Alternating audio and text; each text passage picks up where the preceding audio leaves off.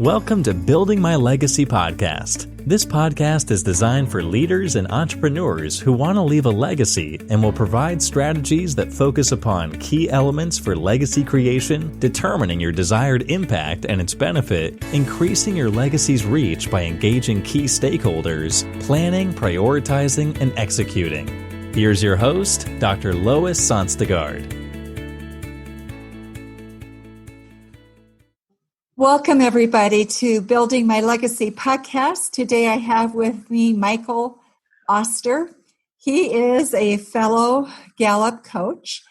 I met him because of Gallup coaching and at the International Coaching Federation. He has done a tremendous amount of work in various arenas. He is principal of Level Up Advisors. He's author of a brand new book, and we're going to talk about that book today. It's entitled Level Up. It launched yesterday, so it is hot off the press. And as an executive coach and advisor, he has had 20 plus years of experience as a CEO and board of directors leader to help clients be their best versions of themselves. And I think that is something that we all look forward to, is how do we be absolutely our best? How do we get our companies to be the best that they are? And he has worked with the private sector as well as the not-for-profit sector. He's worked as a CEO of organization and also been on boards of directors. So your experience is vast. And I would love to start, Mike, with knowing a little bit about why did you write this book? What brought you to this realization that there needed to be another perspective on how to look at becoming better, to move up the ladder, to achieve what we want to achieve in a more effective way? Well, thanks, Lois. Are you ready? I'm ready. Let's go. Well, I've noticed, and thank you for the nice, kind introduction, fellow Gallup coach and consultant. I've noticed, and Lois, thank you for the introduction and the brief bio, and some high level titles aside, most of my work has been as a shirt sleeve executive helping my teams perform as well as they can. And over the years, in lots of different work environments, I've noticed that somehow people want to be successful, yet they feel blocked. They don't quite know how to get traction on how to achieve their own personal goals. Now, when it comes to organizational goals, that's what managers and leaders are for, is to help guide and incentivize and measure and provide resources. But the employees, or if you're a manager or a leader, or if you're an individual trying to make some progress in your own life, sometimes you just feel you have it within you, but you're having trouble getting traction toward your goals. And for that's the long way around, Lois, answering your question on why I created and wrote the book, Level Up. I think that is so true. I think people want to be more, they want to be better, but you're absolutely right. They feel stuck sometimes between the difference in their personal mission, vision, and purpose and what they see as the cultures. And, one of the interesting things that one person said to me one day is, my organization has multiple cultures. How do you work in that environment? And so there are many pressures that people deal with. So tell me a little bit about what is Level Up? What's the basic framework behind it? Well, I'd love to. And to add on a bit to your comment about individuals dealing with different cultures, my goodness, isn't that an issue? And now there is an organizational term that is very popular called matrix management, and yes. it's fluid. It's an equation with all variables, right? It's fluid teams reporting in different organizations with different purposes on different goals with different team members. And each one of those little groups and subgroups has its own culture. And we learn at an early age at adolescence how important it is to blend in. And when we become successful in organizations and business, the name of that changes to collaboration. And collaboration occurs within a culture. And if you're in multiple cultures, you have to collaborate differently. And it's a real challenge. And it's something that, and I'll use this as a segue, that Level Up can really help individuals with. So here's the answer to your question. So my observation is that we have two things that really drive us, and often it's subconsciously. And I hope that with my book, Level Up, you can do so more consciously. And we have experience and we have education and all these things, but what we bring and attitudes and personalities, but the thing we bring to help us solve problems and address issues in our lives is our strengths. Now, whether or not you've taken a formal assessment or you have a good idea of your strengths really help you, and they define you and they help you address things. To just as a quick review, what are strengths? And there's all kinds of different strengths, but strengths are the things you use that help you do things easily. You can, you feel that time is passing. You feel you're posting results in an effortless manner. You look forward to doing that thing again. Those are all strengths. The other thing that drives us is our values. What do we believe in? And people don't often, because they don't want to have touchy-feely conversations in work environments. Usually there's no conversation around values, but our values, the things that we hold dear, and our strengths are the things that give us the most ability to approach our life in an enjoyable and productive way. So actually in Level Up, the book, and the whole title of the book is Level Up, How to Use Your Unique Strengths to Improve Your Competencies and Reach Your Goals. And we'll get to that in a moment. But back on values, as I have in one of the appendices, my Level Up large list of values, and it has 400 values in it. And if you'd like to revisit and and just circle 3 or 5 of them, you'll be surprised at how often you'll be thinking about those, thinking, yes, I'm doing something now that's aligned with how I feel and believe. But if you have 400 values, how do you get congruence in an organization? Well, that's a good point. But values are for values. Values, in my view, values are for individuals. Now, if I'm consulting organizations in a strategic planning exercise, which is not related in any way to what we're talking about today, then in a strategic planning exercise, you've got mission, vision, values, right? And I like this saying about, the values are on the wall. You walk into a lobby and you see these are our organization's values, but the values on the wall are not always the same as the values in the hall. Right? People aren't living the values because why? Because those values are somebody else's values. They're the organization's values.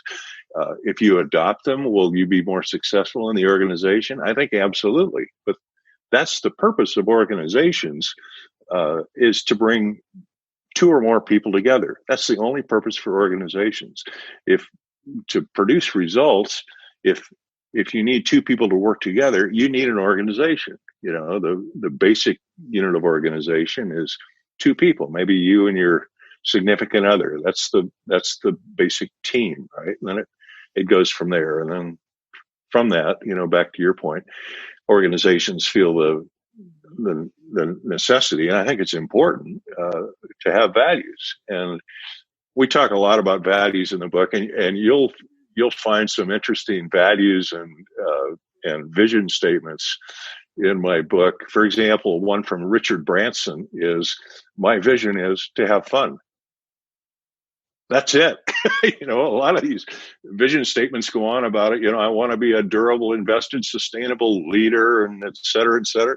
So Richard Branson says, well, I want to have fun. He doesn't talk about his transatlantic sailing record or his aerodynamic planes or his airlines or anything. Or his islands in the Caribbean. He just wants it to be fun. So I'm betting that the things that Richard Branson considers fun are many, many. So, but as individuals, the 400 values are just there as a dartboard, for you to throw the dart and say, pick some that resonate with you. And I think it's important, if we have a good sense of our strengths and our values, and then we bring those to every table at which we sit, and then the next thing that we bring is we have our strengths and our values, and then we have goals, right? We have goals and objectives, and what level up and finally, I'm answering your question, Lois, I hope. What Level Up has is a secret ingredient that I've discovered, which is how to use your values and your strengths to accomplish your goals. And, strengths are, when I was a little kid,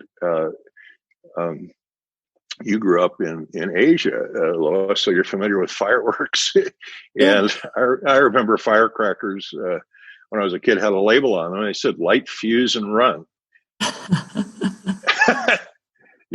A strength is like that. It's a 360-degree burst of energy. And what I've discovered is something called competencies.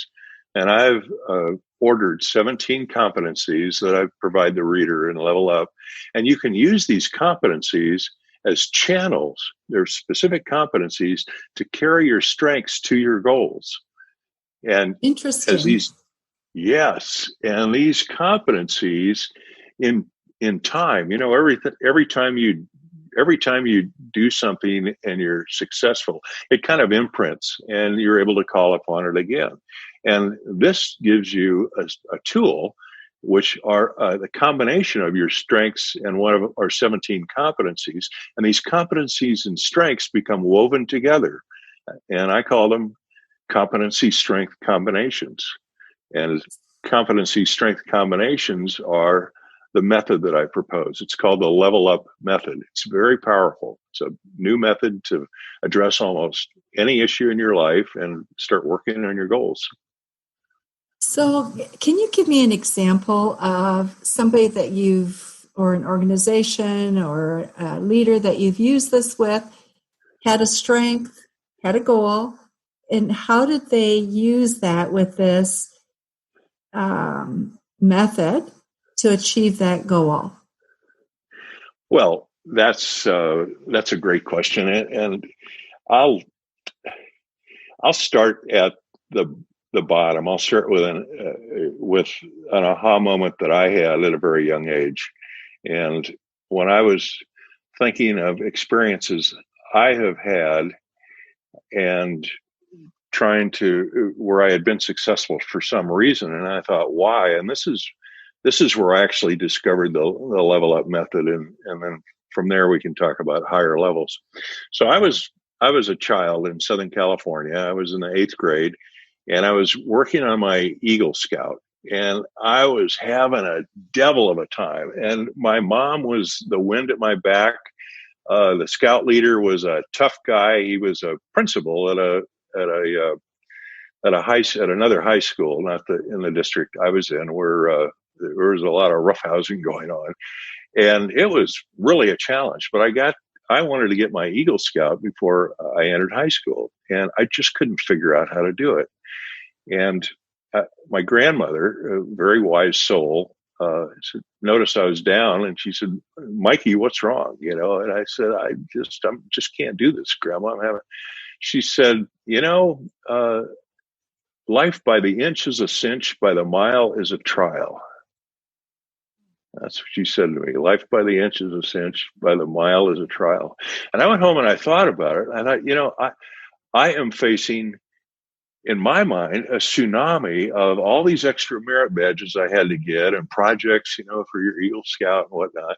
And I thought, it isn't some big monolithic wall. It's just a bunch of little things. And I used a strength that I have, which is a ranger. And a ranger, for example, is a strength that conductors have, or a ringleader of a circus, or people who are good puzzle solvers. They can see the patterns and the best combinations of things. And I used a ranger strength to break down this big mass of individual projects, which for a little kid, merit badges. And then I used my strategic planning competency to arrange them in groups of 3 that were similar, so I could work on them together, like small batches, right? And I used that competency strength combo and jammed through the summer of the 8th grade and got my Eagle Scout when I was 13 years old. So, oh, wow, good for you. Congratulations. Not because I was particularly talented. I had a great support team, but I figured this little thing out, and there's an example I think that we can all relate to of strength and a competency. Now, I can, to pick other examples, and perhaps it might be better to paint the landscape, before we do a portrait. And the landscape that I see is we have character strengths and we have work strengths. So what are those all about? And what's the difference? What's the difference? So you mentioned Gallup, and I like, for work strengths, I like the Gallup Clifton Strengths Finder, Clifton Strengths. And there are 34 of them. So we have 34 work strengths. For individual personal character strengths, I like the VIA, Institute of Character Strengths. And they, for a complimentary Bless Via nonprofit organization, complimentary manner, will allow you to take the assessment and give you a report. And they will tell you about your 24 character strengths. So if you have 24 character strengths and 34 work strengths, you have a total of 54 strengths to choose from. But you don't have to worry about balancing 58 strengths, because the only ones that we really use are the top 25%. It's like everything in life, about the top quartile is where you want to live. So if you ran those numbers, you might have 6 good character strengths that you could actually use and activate, and you'd have 9 work strengths. So that would give you a total of 15 strengths that you own them, and what we have to do with it, and if we bring those into the room when we're running to decide what things we want to achieve, all you have to do is we just push our strengths through any one of my 17 competencies, one strength and one competency at a time, and you've got a winning little equation that only has 3 parts to it: your strength, your competency, and what you want to achieve. And if you try a one competency strength combo and it doesn't get you traction and take you progressively toward where you want to go, back up, discard it, save it for later, try another one. Sooner or later, one will work, and we all will make progress with this. So, like for you, as you were writing this book and you started down this journey, what strength and what character strength did you use to get to your goal? Well, that is a great question, Lois. One of the character strengths is perseverance, right? And writing a book, for those of you who haven't written a book, I'll bet you've thought about writing a book, and maybe you've thought, I could do that if only, if I had the time, and if this and if that, and maybe some of you thought, well, maybe I'd like to do that, but I don't think I could do that. So what drove me wasn't necessarily, I had to bring a lot of perseverance, and it's an intermediate strength for me. It's not something that that I really own, but I had to develop it because we have signature strengths, the top 25%, and then we have intermediate strengths. So my perseverance is in the middle. So I had to really amp perseverance up, but I used my strategic, which is another thinking strength, and my arranger, and my communication, and my hope. Hope is a character strength because positivity is a character strength.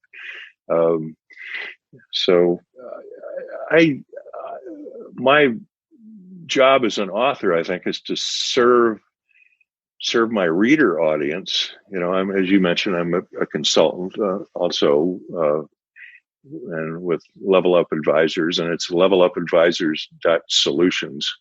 Levelup.com was taken, so there's a domain for consultants now called Solutions. So I really had to. It's such a great question, Lois. I had to consciously remind myself of the strengths I needed to complete this project, and engage them consciously, and use my competencies as I was creating the competencies. And the voyage of creating competencies, if you want to see how many competencies there are, the Office of Personnel Management of the U.S. government has a system called Mosaic, like the tiles, right? And they have, you can go online and look at this. They have thousands of competencies. There are hundreds of them, beginning with every letter. And, I distilled them down to 17 that are very straightforward. And they live in what I call the categories of competencies in strategic thinking, navigating change, leading people, driving results, and developing yourself. And there are 3 to 5 within each one of those categories. And all we have to do is pick one of those categories that we want to use to accomplish a goal, and then drive it with one of our strengths that we already own. Wow. So using that process for you, do you think that, what was the impact on your bringing your book to completion, on schedule, on time, on budget, on all of those things that leaders worry about when you start implementing a new concept? Well, that's another great question, because the answer to that, and I think I've thought of it subconsciously. It's not a question that I've even asked myself, but we have powerful forces that we all live between, and we live at the intersection of everything that we are and our environment. There's a little slice of a place that we live, and it's sometimes the environment pushes us in a direction, and then sometimes we're pushing the environment in another direction, and sometimes they're both pushing, and sometimes both of them are lax. A week at the beach, with a beach read. So what I had a goal, which is it was an internal goal to write this book in a way that was understandable and valuable to the readers, and my readers are. This isn't an entry level book. It's for high achievers who want to take themselves to the next level. It's for leaders who are facing new challenges, and it's for high potentials who want to hit the ground running. So I knew I had to deliver value to those 3 audiences, and to the environment in which that desire lived was an external one, which is, I can't go on about this forever. I have to deliver it, right?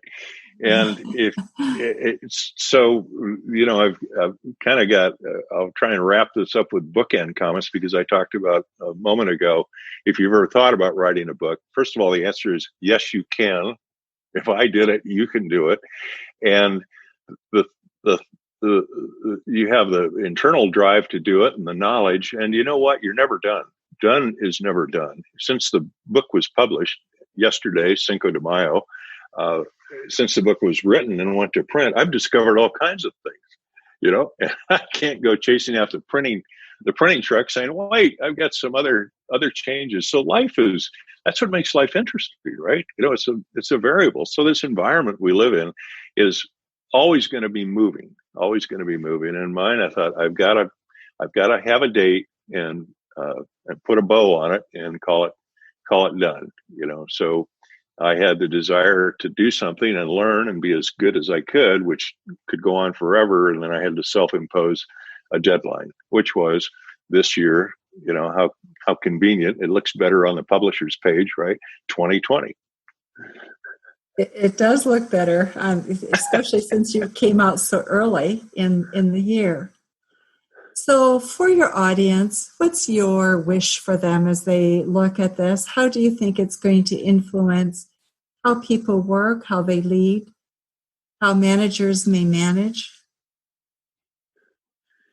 Good question. Yeah. So, the book has a lot of concepts that you'll recognize, those of you who read it, that you've been exposed to as you've been solving problems in your life. And I try to phrase concepts I'm bringing to you using your strength competency combinations through lenses that you're familiar with, to look through different telescopes that you're used to looking at. And the overall goal is to help you be more successful at whatever you want to do. And, success is defined by others, not by ourselves.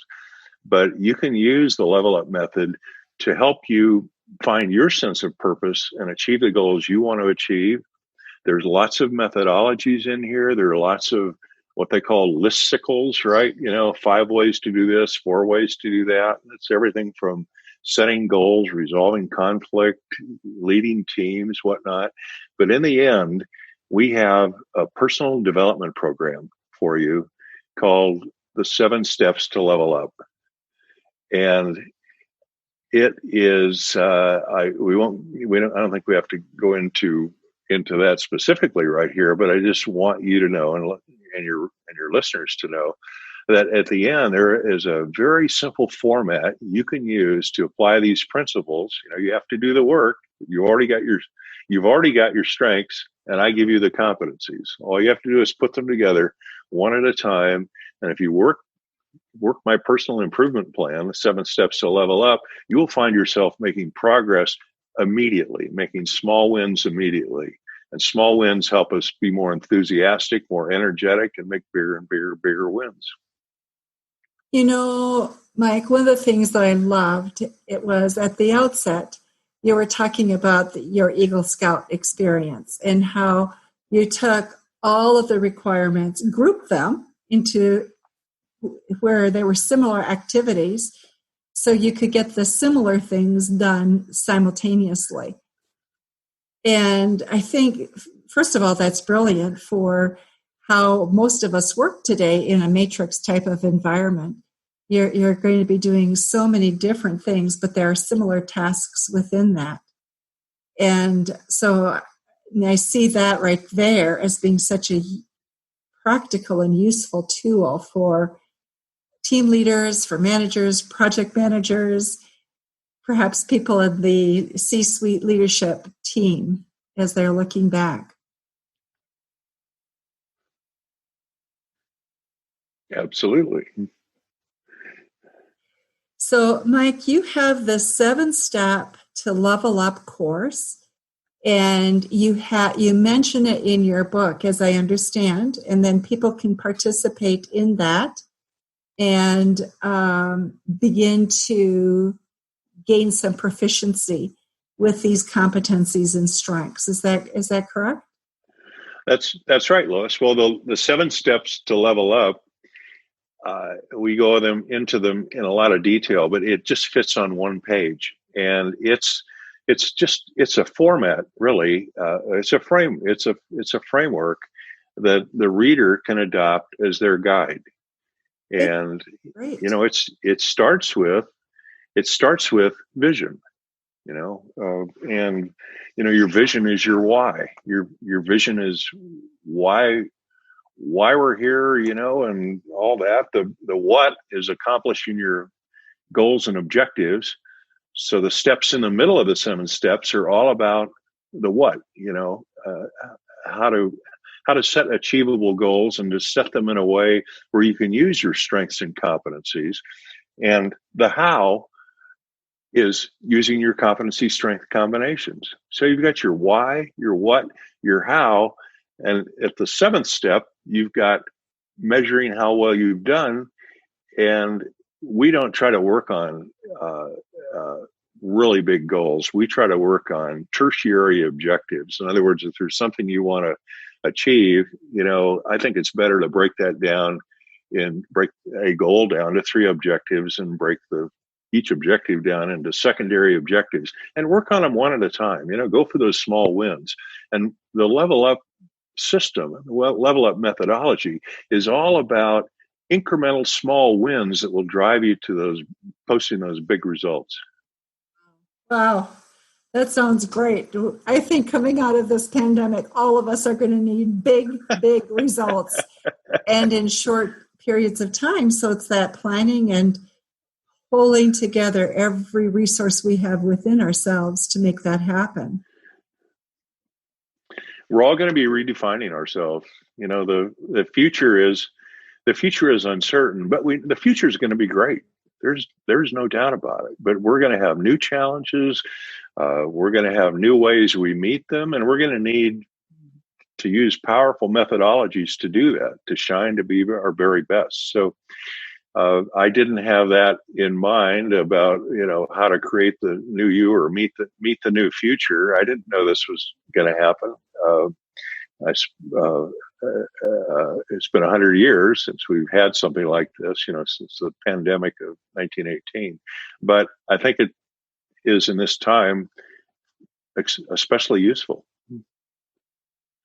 Mike, our time is almost up. Thoughts that you want to leave with the audience, things that we haven't covered that you would really like them to know before we leave? Well, thanks, Lois. I think, once again, the book is Level Up, and it's brand new in the Amazon algorithm. If you try to find it, the algorithms are working their way through. You might have to go in the Amazon browser, and because Level Up actually was a gaming term, I adopted it for our purposes here. But well, some would say, Mike, that all of business is a game anyway. Well, those are we coaches. Lois knows this. Every kind of coaching. There are marriage coaches and performance coaches and strength coaches and business coaches, but all coaching after this second session is personal coaching. It's about helping the person, not so much solving the specific problem, but helping the person solve the problem. So if we go on Amazon and we enter in the Amazon browser Level Up, but then my name, Michael C. Oster, you should see it. And it has a blue cover. I don't even have my own copy yet. I just have the manuscript. I could grab it. We have a photo of it, and we'll put that in the show notes below so people can see that. So I hope you check that out. We're having a free, for you listeners here today, and everybody this week, we're having a free 5-day ebook promo. So you can go on Amazon, and when you look at the book, you'll see it'll say Kindle, and then the paperback, and then the hardcover version. Underneath Kindle, there's the ebook version. And you don't have to be a Kindle subscriber. In the ebook this week only you'll see it in blue type, $0.00 free. Perfect. So who can't do that, huh? The 3 magic words, right? You, free, and now. So pick up the ebook. I have to warn you, it's dense. It's kind of like a reference text, and if you get into it, you may want to pick up the hardcover or the paperback, but you can get the free ebook now. So I just want to leave our listeners with, you can do this. We have a Level Up way. If you check this out, you have your strengths, you own them, revisit them, either take an assessment or just write down on a list what strengths you have, and use my competencies, and you can address almost any issue in your life very successfully. Wow. Wow. What fun, actually. I think it's a great challenge and great fun to look forward to just knocking off some more of those goals. Let's do it. Yeah. Mike, thank you so much for being with us today. And for those of you listening to Building My Legacy podcast, thank you for joining us as well. Thank you. You've been listening to Building My Legacy podcast with Dr. Lois Sonstegard. To book your appointment with Dr. Sonstegard, visit www.buildtomorrow.com.